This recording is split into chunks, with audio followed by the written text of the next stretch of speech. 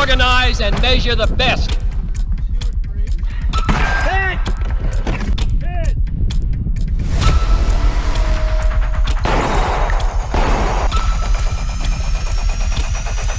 Not because they are easy, but because they are hard.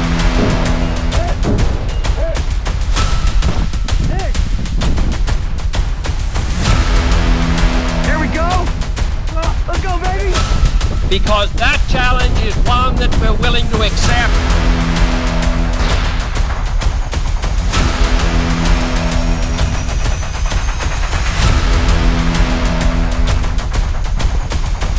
Approved.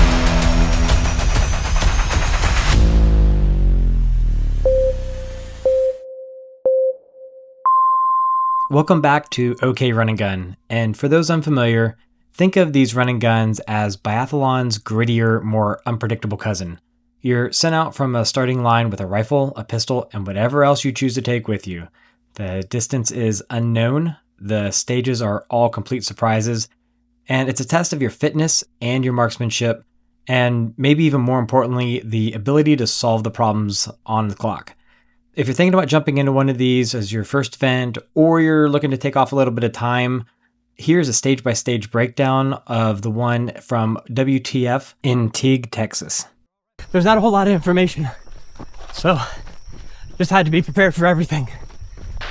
Stage 1 will start inside of a car. You engage several pistol targets, bail out, retrieve your rifle, and then engage further rifle targets down the range. As you're going to see a little bit later, reliability is king in picking what type of rifle and pistol you're going to use. It's got to work every time, whether it's dirt, whether it's rain, you get it submerged, it's got to be able to work no matter what. If you end up with a jam, then these stages are quick and very competitive, so you're going to be basically losing the stage before it even starts.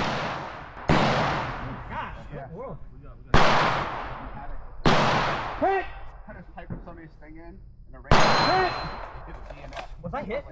Go back. No. Off the trunk is first. Yeah, I need to warm up a little more. All right, for those who haven't heard the course of fire, listen up, and if you want to hear it, listen up. Okay, your time to shoot. I need you to pay attention. As soon as the rifle is clear, I want you to put your empty rifle in there. It's out there.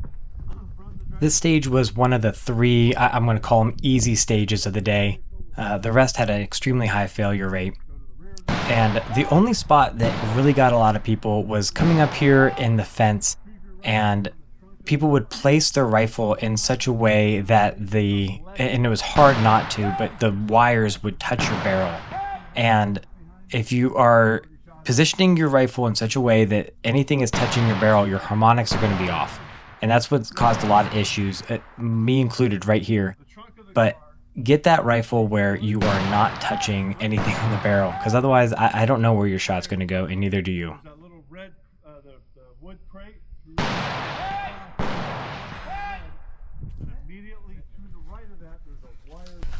I don't think the rain made it that harder on that one. It was more on me just having a hard time with the new positions, each one. But that's a fun stage. I like jumping around all sorts of different positions, pistol, rifle, in and out of a car. Safe one's great. Might dismount, yeah. In addition to physical challenges on the stages, there was obstacles along the way. This one ended up being just a crawl through this tunnel and then going through the tire wall. And it was surprising, and they're not that difficult to do, but the fatigue that was afterwards, I can't really describe it. I'm a fairly fit person, but it just added to the intensity that went with the run and the shooting, and you just ended up having to recoup after each of these events. For these events, having a nice streamlined kit is very essential. If you want a camel pack, if you want some extra tools, I highly encourage these things. But whatever you do, don't make it bulky, don't make it something where it's going to flop around on you as you're moving around or get caught on obstacles. Stage 2 is all about precision and distance. The closest targets were about 250 yards out and were very small, and the farthest one out was about 600 yards. I think the problem that most people had was not having a dialed-in rifle. My approach to zeroing a rifle is that I zero at 200 yards, not 50.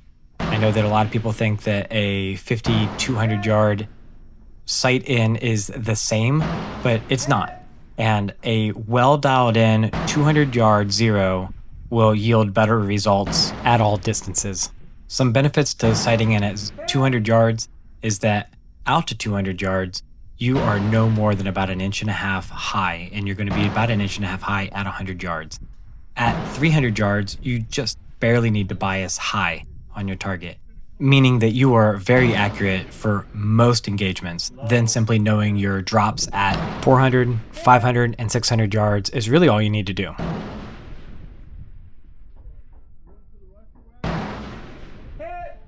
For this stage, now you switch over to your weak hand side and do it again.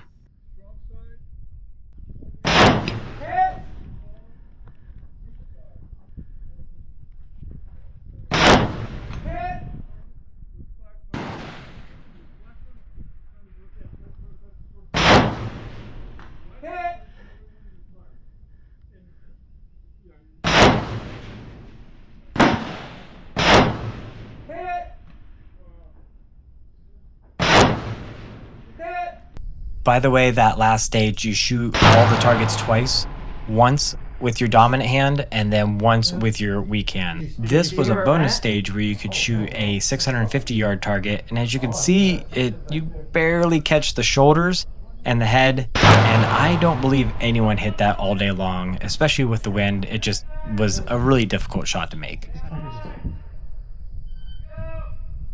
Stage 2 really tested the range estimation.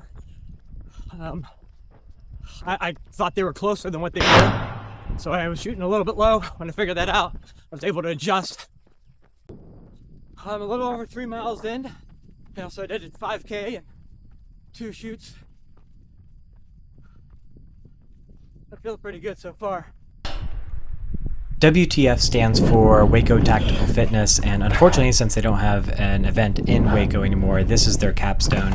They are known for a few of their obstacles and a few of their stages. They moved the obstacles from Waco all the way here, and this one is an inclined monkey bars. There you go. Nice. My glove started to slip off. Yeah, I had that happen last year. You ready? Yeah. Stand by. You see those negative points there? That's because I didn't end up completing the stage, and that clock in the lower left is the par time for all these stages. So you have 3 minutes.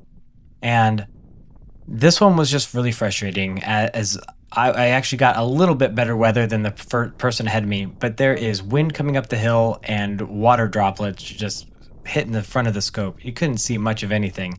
It made it very difficult. And the weather lottery is very real with running guns. You may have wind picking up in the afternoon, or you may have cooler weather in the morning. And since these events go all day long, 2 people can have a very different experience at the same stage. So unfortunately, I had a very tough experience on this stage, but it's part of the game, and overcoming the environment, overcoming the weather is one of the really fun challenges of these events. They don't stop for wind. They don't stop for rain. Short of lightning, they don't stop, which is really fun. You got to be able to operate with the cold, operate with the heat, and the fog, and all of it. So I really still enjoyed the challenge of what was thrown at me with the wind and the rain coming into my face.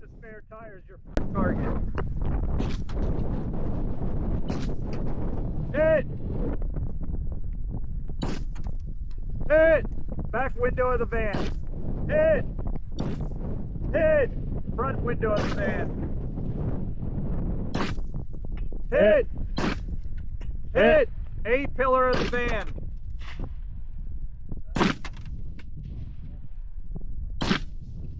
Hit! Hit!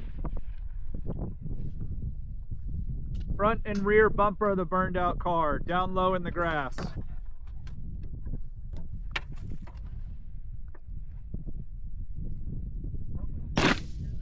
Hit! Hit! Hit! I recently switched away from a chest rig, and for the most part I have liked it, but right here is the consequence of not having a magazine ready right in your chest rig. I still am not going to use a chest rig though. Sandbag! Sandbag! Move it to the front. Move it to the front.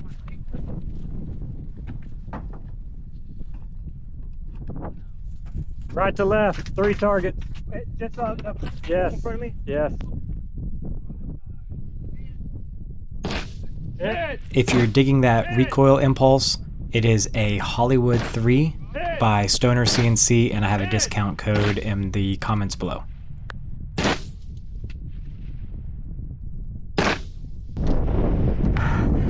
That was not.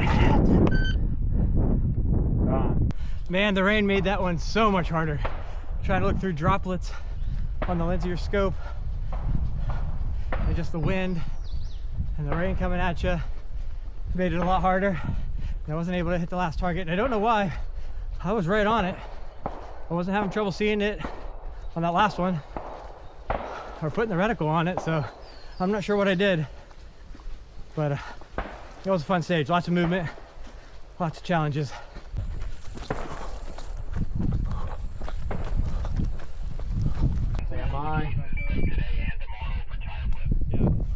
Stage 4 was painful, not only because of these tires and crawling through the sand and dirt, for making this stage hard and, you know, winding you before you even get to start, but it also paid consequences later on in the day. A lot of people's guns end up having failures, pistols ended up having failures. I was really scared at this point when I took my first shot and my pistol didn't cycle. But fortunately, that was the only issue, and whatever was in there, I was able to clear it out. It ran like a champ after this. Go Glock. You're going to see the targets a whole lot better here in just a second as I get closer to the targets, but these are all Mozambique style, so 2 to the body, 1 to the head. I'm going to say the furthest ones out were approximately, I'm going to say 40 yards, maybe 50 yards, somewhere in there. And as you progressed, it got a little bit closer and a little bit easier. But some of these pistol shots, they don't look like USPSA shots where it's very fast. With these further out shots, they are just simply a little bit slower.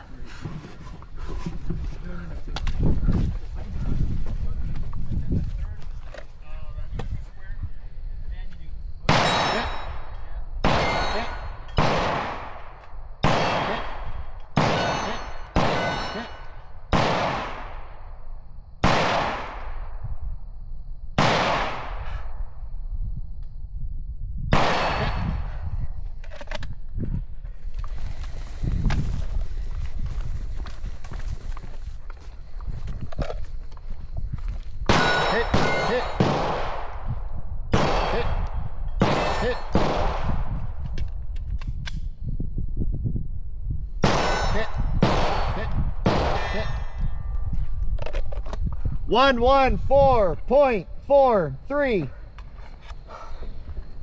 What a terrible stage. Stages like that are why you don't have super high speed competition pistols, because they'll get all gunked up. And things like scope covers.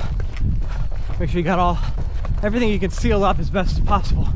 We'll see how well the rifle does for the rest of the day, and if I got anything in my magazines. This looks OSHA approved. And as if I'm not already wet.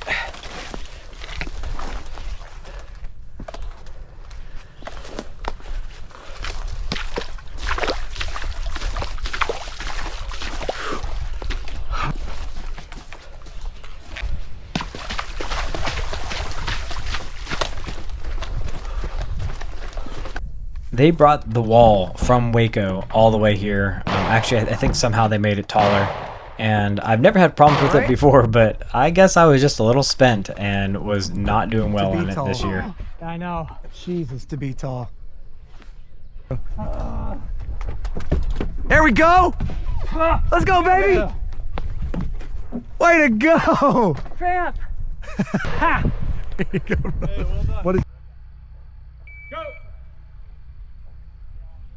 Stage 5, you begin with a few pistol shots until you're earning your way up into the tower, and then you engage with your rifle a handful of targets that are hidden within the tree line.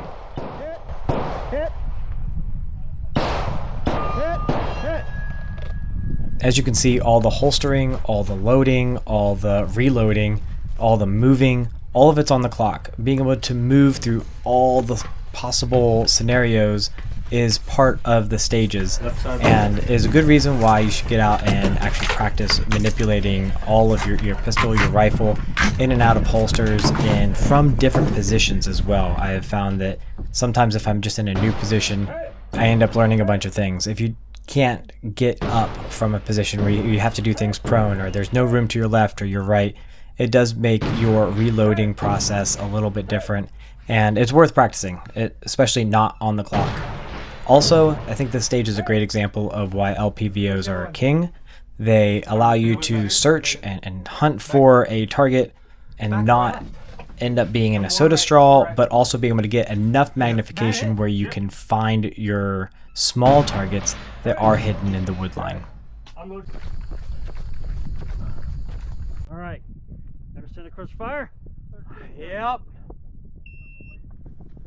Stage 6 was, in my opinion, the most difficult stage of the day, Good. and you're going to see why in just a second. The number of people that DNF'd was absolutely incredible. I think it was 83% of the people did not complete this stage.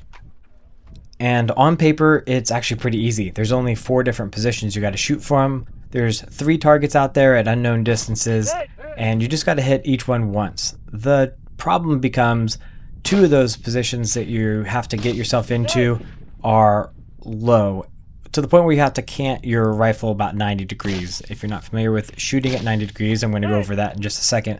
But it was not only just canting your rifle 90 degrees, it was that you had to do it strong hand and weak hand because of the way that they position these holes. And not only were the holes in an awkward position, but now you got these little slats in the pallets that you're laying on that your elbow can fall through, or that just is really hard on your shoulder. But anyhow, if you're not familiar with how to shoot these targets from sideways position, that bullet is not going to impact where your reticle is. I think maybe the easiest way to say it is that if you're on your left, then you have to hold the reticle to the right of the target, and you still have to hold high. Remember, the drop is still going to go the way of gravity, and because of the way you sight in your rifle, the impact is still going to go towards the way in which your scope is mounted onto your rifle. So if you're leaning on your right hand side, you need to still hold high, but now because you're on your right, you have to aim to the left of the target. And if the explanation was a little bit confusing, just remember, always hold a little high, and if you're on your left, aim to the right. If you're on your right, aim to the left. So as you can see, I've got that system down. I can hit targets sideways if need be. The problem is I shoot a rifle left-handed, and in this case, I am now shooting weak-handed and sideways. I've never done that before, and I just simply had a hard time getting my eye into the right position behind the scope to be able to clearly see where I was shooting and be able to make good shots.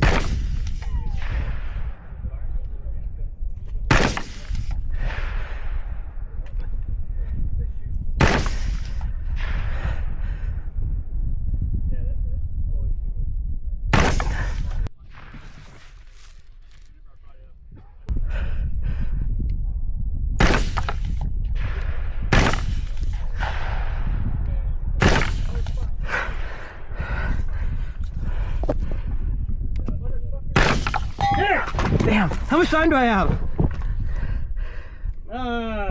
10 seconds. Hey! Go! Damn! I have 2 DNFs on the last target. That makes 2 stages I get minus points for, because I was 1 target short. That sucks. I'm 7 miles in. I just passed mile 8, coming up to the final stage, and I'm slower than I was before. I get in position on the beat. The final stage wasn't all that difficult. Just remember being all these miles in and the obstacles and the shooting, and it's been a while. It's just fatiguing. You've been carrying also, what, 35 pounds on your back this entire time. So the moving target there on the very first position I thought was really neat. And then for these remaining positions, you've got to shoot Mozambique both weak hand and strong handed with a weight in your opposite hand. Yeah, that's it. I'll drop it and go. You don't have to holster, you don't want to. All right, strong hand, Mozambique's first. 1, 2. Hit. 1, 2.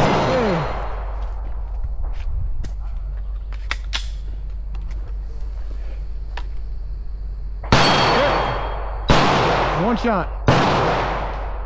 Hit. 62, 64. I think of all the shooting sports, this one's got all the other ones blown out of the water.